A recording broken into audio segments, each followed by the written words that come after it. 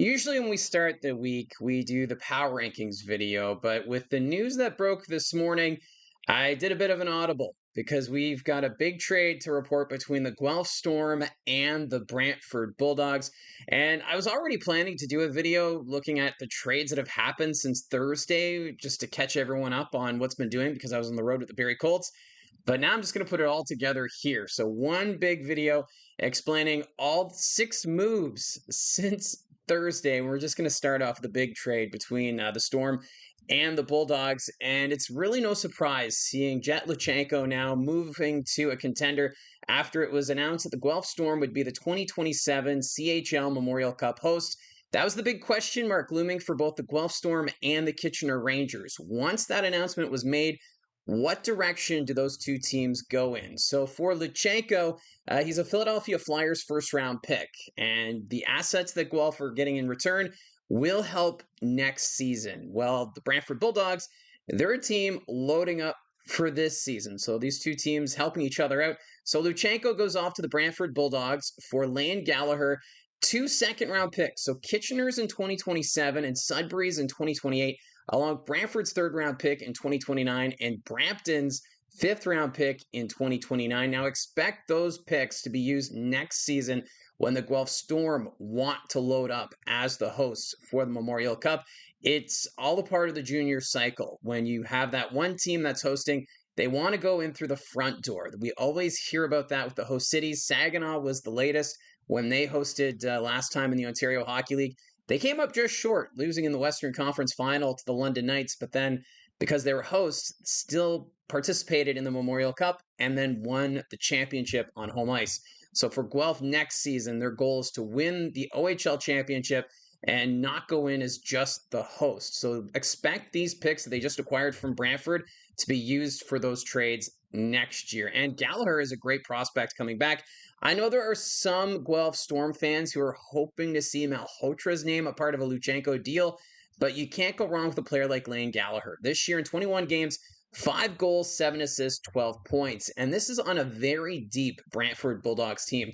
So with Gallacher coming over to the Guelph Storm, expect him to get more minutes, be a part of that top six, and insulate a core getting ready for next season. So I know for Guelph Storm fans, there's some that feel that maybe this package isn't enough, but I feel as though this is going to have a bit of a lasting impact for next season. So George Burnett looking to the future, and I think Gallacher, a great prospect here for the Guelph Storm going forward, and we'll see what's in store here for his trajectory. But you can't mistake it. Luchanko, one of the top players in the Ontario Hockey League. There was even questions last season about whether or not Luchanko would be moved.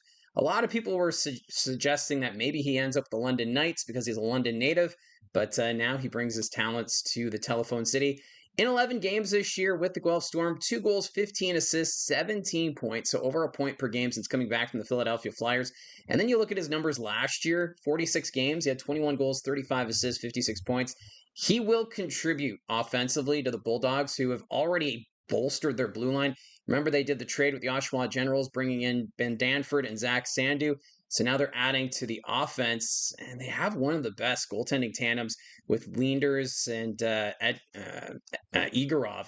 So how much more can Brantford do at this point? And their draft cupboard now is starting to be reduced, doing some of these big moves, but still, they haven't lost a game yet in regulation. And with a move like this, they're positioning themselves to continue that momentum, and maybe we'll see a new record set.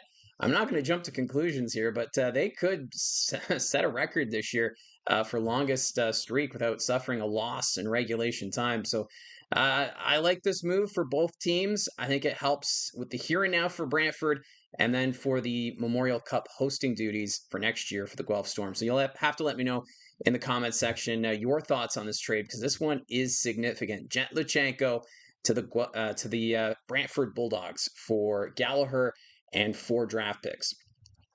Now, going back to how things are going with the trades, like I said, 6 trades since Thursday. So let's go through it. Some of the trades kind of minor than others, but the first one was on Thursday between the Saginaw Spirit and the Sudbury Wolves. Zach Wilson moving from Saginaw to Sudbury for a 13th round pick in 2027. So this isn't a huge move, but with the Sudbury Wolves being at the bottom of the Eastern Conference standings, looking to add some depth just to change things up. Wilson only appeared in 2 games with the Saginaw Spirit, no points. Last year, he was a member of the North Bay Battalion. 2 goals, 2 assists, 4 points.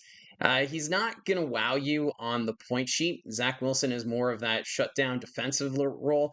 I would assume he'll probably be maybe the third pairing for the Sudbury Wolves from here on out.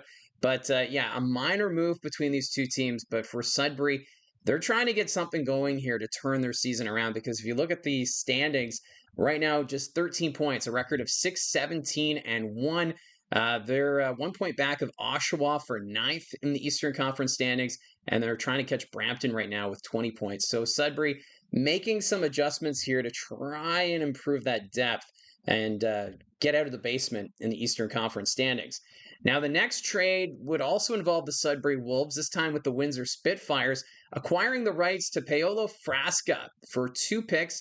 That includes Owen Sound's 5th in 2029 and Niagara's 15th in 2026. Now, those are conditional draft picks, and you'll see why there's conditions here because they have so many goaltenders right now with the Sudbury Wolves. Yes, Finn Marshall has been released. He's now off to the BCHL, but you still have Carson Chartier, Owen Leonard, the rookie goaltender. They just signed Bjorn Brones, who made his debut over the weekend. He came over from the USHL. Now you're adding Frasca. So that's 4 goaltenders potentially in rotation here for Sudbury. Desperation is building as the Sudbury Wolves, like I said, trying to get out of the basement. For Frasca, though, when you look at his numbers, he's been playing over in the BCHL with the Victoria Grizzlies. He has a .939 save percentage in 13 games of work. So if Frasca does come over to Sudbury, if his game can translate well to the Ontario Hockey League, maybe Frasca becomes the starter, and then you have Bjorns as the backup. Some way, somehow, maybe this having 4 goaltenders will work. Typically, you want to have a 1A and 1B, but for Sudbury, they're trying to find something that works here. They had that big win against the London Knights on Friday night, and then dropped an 8-2 score to the Brampton Steelheads, who they're trying to catch in the Eastern Conference standings. So yeah, a lot of goaltenders right now when it comes to the Sudbury Wolves lineup, and we'll see what they can do from here. And then we also had a trade between the Flint Firebirds and the North Bay Battalion. This was on Friday. Kaden Pitre going to North Bay for Ihnat Pazii and Windsor's 4th-round pick in 2026. And I know for both fan bases, Pazii and Pitre were fan favorites. So this one, a little hard for either team to see these players go. But for the Flint Firebirds, at the time of recording, they're riding a 9-game winning streak, 2 points back of Windsor for first place in the West Division. And Pazii's going to bring that speed on the wing and also that offensive creativity. Pazii is 5'9", 156 pounds. He's a Ukrainian native, so he's an import player for the Flint Firebirds. But he brings 6 goals, 10 assists, 16 points with the North Bay Battalion. And then over the weekend, played in 2 games after the trade, 1 assist, and that was in the game against the Owen Sound Attack. So I feel as though Pazii could become a favorite with the Flint Firebirds. He's on the smaller side, but he will generate chances. He's got that speed. He can fly up the wing, typically plays left wing with the North Bay Battalion, and I would assume he's going to be used in that role here with the Flint Firebirds. So if Flint's legit, Pazii could just add another weapon up front and some creativity for this team as they try and catch the Windsor Spitfires. It's going to be more of a race than I think many of us thought it would be, as we thought Windsor would probably run away with the West Division, but the Flint Firebirds saying, no, hold up, we need some recognition here too. Now, Kaden Pitre, he's appeared in 12 games so far this season for Flint, 5 goals, 2 assists, 7 points. He's a Tampa Bay Lightning prospect. He's been unsigned, but he's had that recognition from the National Hockey League. He stands 6 foot, 185 pounds. He's a centerman, so this could be a way for North Bay to improve that center depth. And Pitre, he's got some pretty good experience with the Flint Firebirds over the year. Last year, he posted 53 points in 57 games. The year prior, in 2023-24, 30 points in 35 games. So he's been nearly a point per game during his OHL career. And we'll see how that translates here to the North Bay Battalion as they look to add some size down the middle and try and control the possession game, because the Central Division right now, it's open. The Niagara Ice Dogs, they've been falling down the standings. The Barrie Colts right now hold that top spot. And the North Bay Battalion looking to maybe catch the Barrie Colts here and make things very interesting in the Central. So, two fan favorites swapping jerseys, and I think both teams getting what they're looking for out of this deal, and we'll see how it all plays out. Then after that, another trade. This time, the Sarnia Sting and Sudbury Wolves. Sudbury's been busy with trades these last couple of days. It almost gives me the sense that there's a little bit of panic with the team. They didn't expect themselves to be at the bottom of the Eastern Conference standings. Maybe there's pressure from up top. Maybe Rob Papineau feeling some heat here with the way the team is playing right now.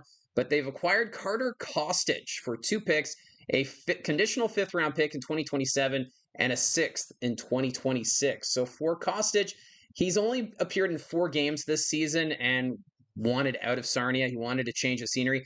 He's North Bay's former 1st-round pick in 2023. He was traded to Sarnia in the LeBlanc twins deal, if my memory serves me right. That was back in the 23-24 season. And since then, he really hasn't gotten his game going here. He's had some injury troubles over his last few seasons. And in Sarnia last year, his first full year, he only appeared in 30 games for the Sting, 4 goals, 8 assists, 12 points. So maybe with the change of scenery, going to Sudbury, he'll get that ice time because right now Sudbury trying to figure something out to string some wins together. So Carter Costic getting a chance with the Sudbury Wolves, and we'll see what he brings. But it's been a tough go for Costic since being drafted in the 1st round by North Bay, and hopefully he's able to find his footing with this Sudbury Wolves team that really needs offense and stringing some wins together to get this season back on track. Now, the last trade to talk about, also involving the Sarnia Sting, but this time with the Erie Otters, as Case Kamzik has been traded to the Erie Otters for Tyler Challenger. Now, for Kamzik, he's a Pennsylvania native. He's from Johnstown, so it's almost like a homecoming for him playing for the Erie Otters. This is his first season in the Ontario Hockey League. 19 games, a goal, 4 assists, 5 points. Hasn't done too much with the Sarnia Sting, but this is, like I said, a chance for him to play closer to home with the Erie Otters. But the big name in this deal is Tyler Challenger. He was Erie's 1st-round pick in 2024. He was selected 10th overall in that draft. And in his rookie season, 6 goals, 4 assists, 10 points in 63 games. This year, only 1 goal and 1 assist in 23 games. So it's been really tough going for Tyler Challenger. It feels like a situation where maybe a change of scenery could help. And remember, the Sarnia Sting just made that coaching change with Al Letang being let go as the head coach. And Sarnia had higher expectations than where they are right now. They're at the bottom of the Western Conference standings, so they want to improve and make the playoffs. They cannot afford to miss the playoffs for 3 consecutive seasons. It's never a good recipe for junior hockey. So for Tyler Challenger, they're looking at him, regaining that form that made him the 10th overall pick in 2024, and maybe that could happen here with the Sarnia Sting after sending Costic to the Sudbury Wolves. Maybe Challenger can take that projected spot. You've got so much talent on this Sting team with Beamish, Diorio, and Edwards and whatnot. So adding a Challenger to this group should help that top 6, and we'll see how things are going because obviously in Erie, things just not going as planned with Tyler Challenger, and we'll see if his game can improve or get back on track with this move to Sarnia. So those are the 6 trades that have happened since Thursday. So you're now caught up on all the deals involving teams in the Ontario Hockey League.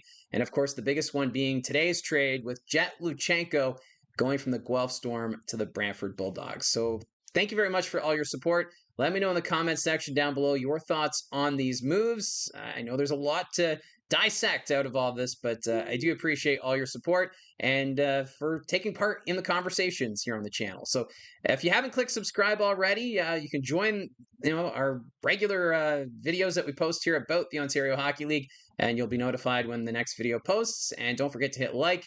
And now that this video is done, time to put together the power rankings. I'll get to that in just a few minutes, but I just want to say thank you for all your support.